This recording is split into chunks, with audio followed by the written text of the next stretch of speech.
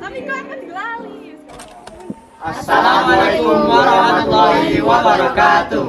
Perkenalkan, nama saya Fatah Didit Anggoro Wicaksono. Perkenalkan, nama saya Agus Setiawan. Perkenalkan, nama saya Marcelo Desputra. Perkenalkan, nama saya Najwa Ardianapura. Perkenalkan, nama saya Celsia Citra Lasari. Perkenalkan, nama saya Rafika Darusastri. Di sini kami akan mempresentasikan tentang cara bertindak ekonomis. Dan pembagian ilmu ekonomi. Jika ingin tahu, simak video berikut. Nah, untuk cara bertindak ekonomis ada dua. Pertama, menyusun skala prioritas. Dan kedua, literasi keuangan. Kondisi yang menunjukkan ketika manusia tidak memiliki cukup sumber daya untuk memenuhi segala kebutuhan hidupnya disebut kelangkaan. Dengan kondisi ini menuntut kita untuk menyusun skala prioritas. Menurut Kamus Besar Bahasa Indonesia, prioritas adalah mengutamakan atau mendahulukan daripada yang lain. Ada beberapa hal yang perlu diperhatikan ketika menyusun skala prioritas. Yang pertama, kemampuan finansial atau tingkat pendapatan. Untuk menyusun kebutuhan atau keinginan, hendaknya kita sesuaikan dengan kemampuan, yaitu tingkat pendapatan. Yang kedua, yaitu status sosial atau kedudukan secara sosial. Individu berada pada posisi sosial tertentu ditentukan oleh profesi dan kelas sosial.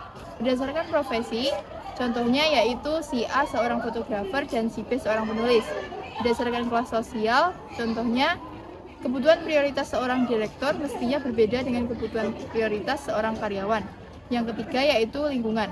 Lingkungan di sini dipahami sebagai lingkungan sosial dan lingkungan alam atau fisik.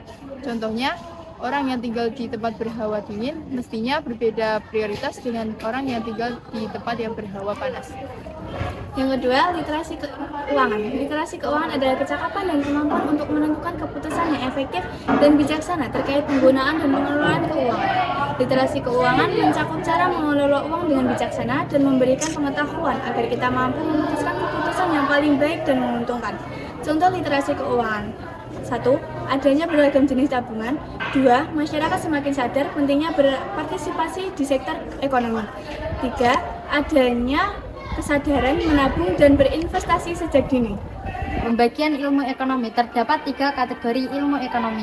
A. Ilmu ekonomi deskriptif adalah analisis yang mendeskripsikan kenyataan sesuatu kondisi dan persoalan ekonomi.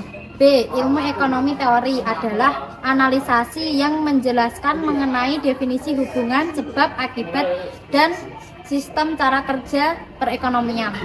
Nah, yang selanjutnya yaitu poin yang ketiga.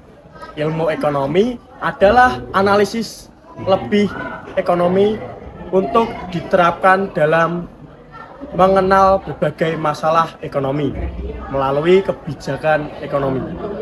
Berdasarkan fokus kerjanya, ekonomi dapat dibagi menjadi 3 bagian, yaitu ekonomi mikro adalah ilmu ekonomi yang fokus kerjanya mempelajari ekonomi secara luas, internasional maupun nasional. Nilainya pendapatan dan produk nasional, jumlah yang beredar, pertumbuhan ekonomi, kesempatan kerja, dan tingkat pengangguran. Ekonomi mikro adalah ekonomi yang fokus kajiannya mempelajari hal-hal yang tingkatnya kecil, misalnya pada level individu atau organisasi. Sebagai contoh, laba rugi suatu perusahaan, keputusan konsumen ketika melakukan transaksi, dari sebagainya. Poin yang ketiga yaitu ekonomi syariah. Ekonomi syariah merupakan ilmu ekonomi yang mempelajari tentang upaya manusia untuk memenuhi kebutuhan hidupnya sesuai dengan ajaran agama Islam. Ekonomi syariah ini selalu mengacu pada Al-Quran dan hadis. Contohnya yaitu bank syariah, bank wakaf, dan bank zakat. Nah, demikian video penjelasan dari kami. Kalau ada pertanyaan boleh tanya di kolom komentar ya teman-teman. Wassalamualaikum warahmatullahi wabarakatuh.